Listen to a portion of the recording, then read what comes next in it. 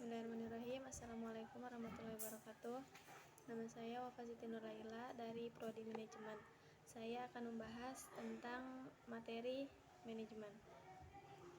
Organisasi adalah sekelompok orang yang bekerja sama dalam struktur dan koordinasi tertentu dalam mencapai serangkai tujuan tertentu. Yang membedakan antara organisasi profit oriented dan organisasi non-profit adalah tujuan dari organisasi tersebut. Ada yang bertujuan mencari keuntungan secara finansial dan tidak mencari keuntungan secara finansial.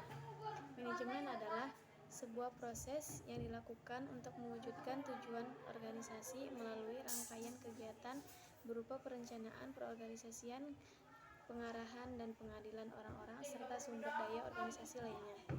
Seni atau proses dalam menyelesaikan sesuatu yang terkait dengan pencapaian tujuan. 1.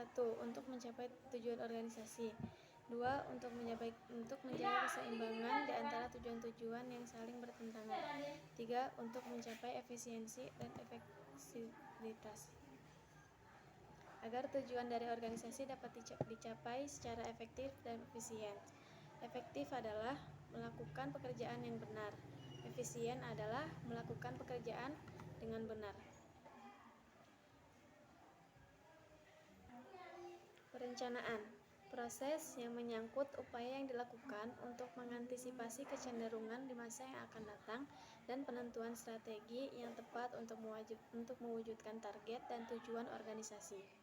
Fungsi perencanaan, menetapkan tujuan dan target bisnis, merumuskan strategi untuk mencapai tujuan dan target, menentukan sumber-sumber daya yang diperlukan, menetapkan standar dan indikator keberhasilan.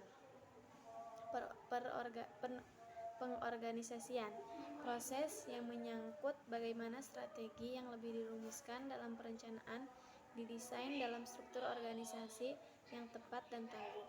Sistem dan lingkungan yang kondusif dan bisa memastikan bahwa semua pihak dapat bekerja secara efektif dan efisien. Fungsi pengorganisasian. Yang pertama, mengalokasikan sumber daya dan menetapkan tugas serta prosedur. Yang kedua, menetapkan struktur organisasi, garis kewenangan dan tanggung jawab. Yang ketiga, kegiatan perekrutan, seleksi, pelatihan, pengembangan SDM. Yang terakhir, menetapkan SDM pada posisi yang paling tepat.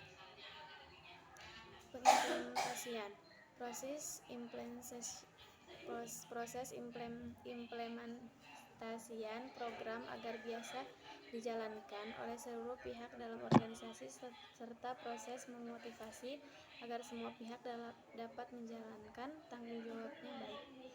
Fungsi implementasi. Yang pertama, mengimplementasikan proses pemimpinan, pembimbingan, dan pemberian motivasi kepada tenaga kerja. Yang kedua, memberikan tugas dan penjelasan rutin mengenai pekerjaan. Yang ketiga, menjelaskan kebijakan yang ditetapkan.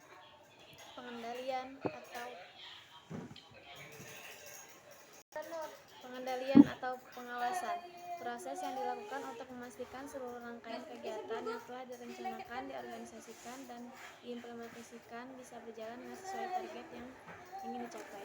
Fungsi pengawasan, mengevaluasi keberhasilan dalam pencapaian tujuan dan target bisnis sesuai dengan indikator yang ditetapkan.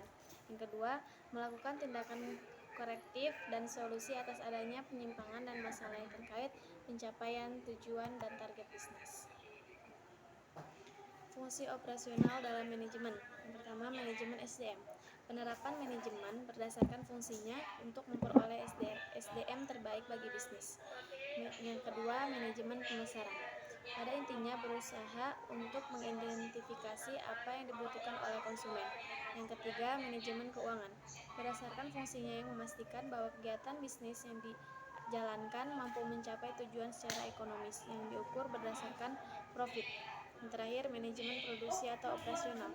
Fungsinya untuk menghasilkan dan memastikan produk sesuai standar yang ditetapkan dengan teknik produksi yang seefisien mungkin.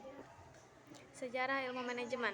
Peninggalan fisik sebagai ciri adanya implementasi ilmu manajemen seperti piramida di Mesir, bangunan Ka'bah di Mekah, tembok Cina, dan lain sebagainya.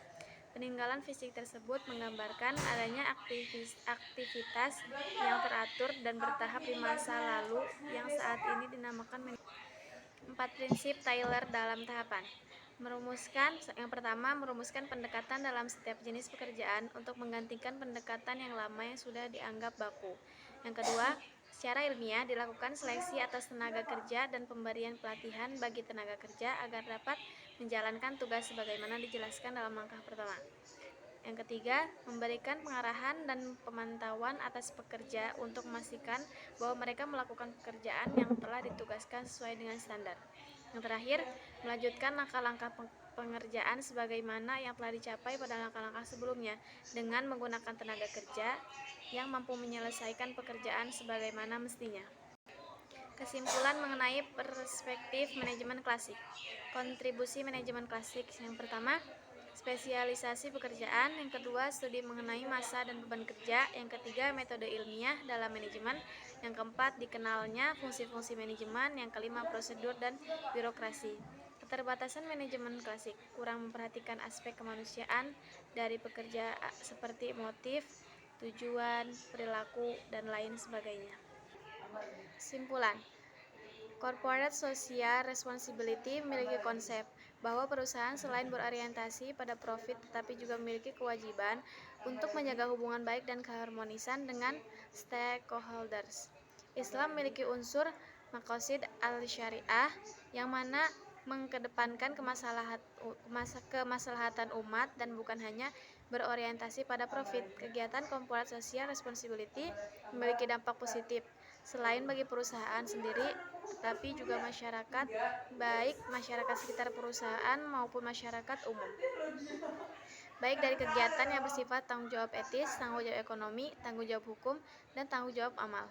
Sebagaimana dicontohkan pada studi kasus oleh penerapan Corporate Social Responsibility oleh PT Kimia Farma yang menunjukkan bagaimana suatu perusahaan berusaha memberikan tanggung jawab sosialnya semaksimal mungkin dengan mengacu kepada standar BSN Badan Standarisasi Nasional, yaitu ISO 26000 yang terdiri 7 aspek yang antara lain pertama aspek lingkungan, kedua aspek HAM, ketiga aspek tenaga kerja, keempat aspek tata kelola, kelima isu konsumen, keenam aspek kelibatan masyarakat, ketujuh aspek keadilan dalam pelaksanaan bisnis dan juga berorientasi kepada program pembangunan berkelanjutan oleh pemerintah. Yang di sisi lain juga terdapat unsur Islami di mana mengutamakan kemaslahatan. Sekian penjelasan tentang materi manajemen dari saya. Terima kasih. Wassalamualaikum warahmatullahi wabarakatuh.